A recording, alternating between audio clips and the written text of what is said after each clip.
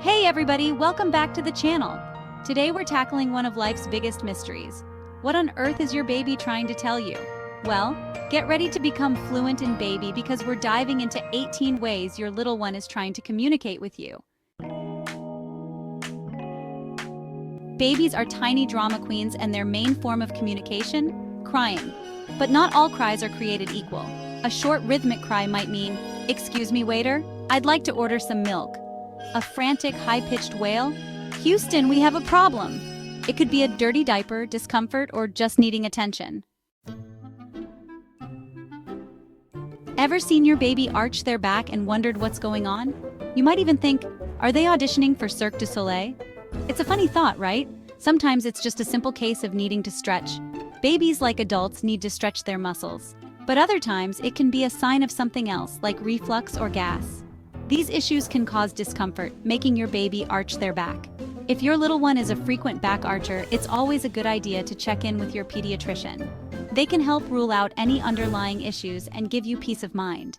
Remember, every baby is different, and what might be normal for one could be a sign of something else for another. So keep an eye on your little one and consult your doctor if you have any concerns. That adorable head-turning and mouth-opening thing babies do, that's the rooting reflex, their way of saying, "Food, glorious food." So the next time your little one starts rooting around, you know what time it is, dinner time. Babies are curious little creatures, and they might grab at their ears from time to time. This behavior is often just a part of their exploration as they discover different parts of their body. It's fascinating to watch them learn and grow, isn't it? They are constantly exploring their surroundings and their own bodies.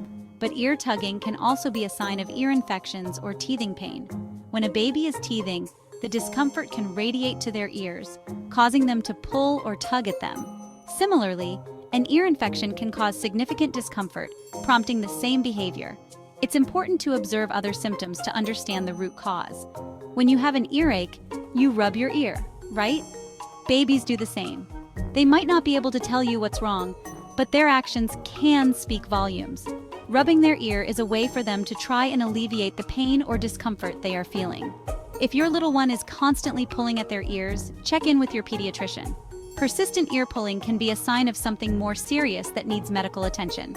A pediatrician can help determine if it's an ear infection, teething pain, or something else entirely. Always trust your instincts as a parent and seek professional advice when in doubt.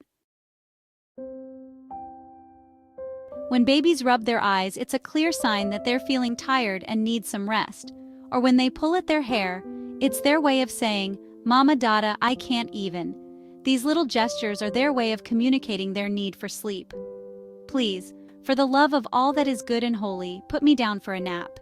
It's their way of pleading for some downtime to recharge their tiny batteries. They have their own adorable ways of telling you they're ready for a nap. From yawning to getting fussy, these cues are their way of signaling that it's time to wind down. Eye rubbing is one of the biggest signs. When you see those little hands reaching for their eyes, it's a surefire indication that they need some sleep. So pay attention to these cues and help your little one get the rest they need. Have you ever noticed your baby clenching their fists like a tiny superhero? Those clenched fists can be a sign of stress or anxiety in babies. Swaddling can work wonders in calming a stressed baby. Gentle massage on their tiny fingers can also help release tension. Babies are basically little bundles of surprises. Those jerky movements are just reflexes, and they usually disappear as babies get older.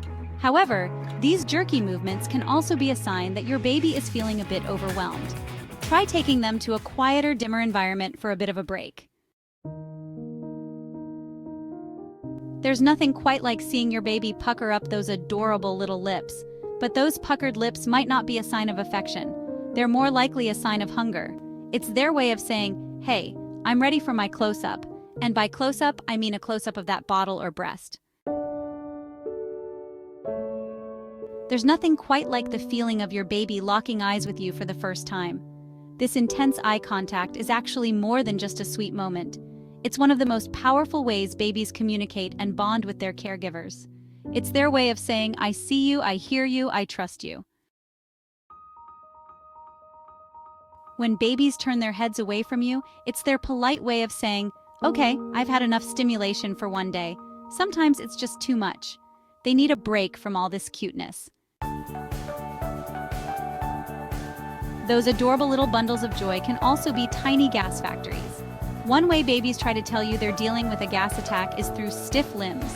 Gentle tummy massages can work wonders in getting things moving. Is there anything more heart-melting than a baby's smile? Those early smiles aren't just adorable, they're also a major milestone in your baby's development. Your baby's smile becomes their way of engaging with you, telling you they're happy. They're saying, "I love you, I love being around you." Sometimes your little one might get fussy at the breast or bottle.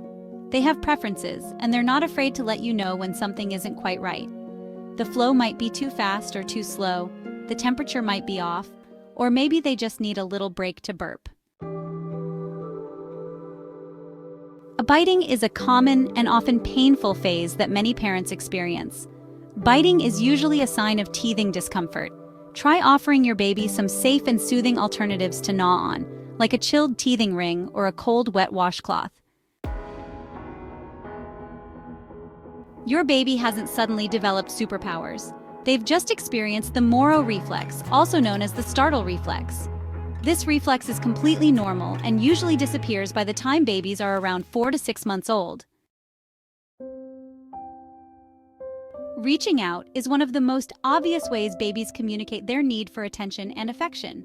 They're hardwired to seek out closeness and comfort. So the next time your little one reaches for you, drop everything and shower them with love. Clingy behavior is totally normal, especially during certain developmental stages. It's a sign that your baby has formed a secure attachment to you. They rely on you for comfort and security. While we've talked about all the different ways babies communicate, silence is also a form of communication. When your baby suddenly goes quiet, it doesn't necessarily mean something is wrong. It could mean they're deeply engrossed in their surroundings, observing the world around them. And there you have it, 18 ways your little one is communicating with you every single day. The more you pay attention to your baby's unique communication style, the better you'll become at understanding their needs. Don't forget to like, share, and subscribe for more baby tips and parenting adventures. Until next time, happy parenting, everyone.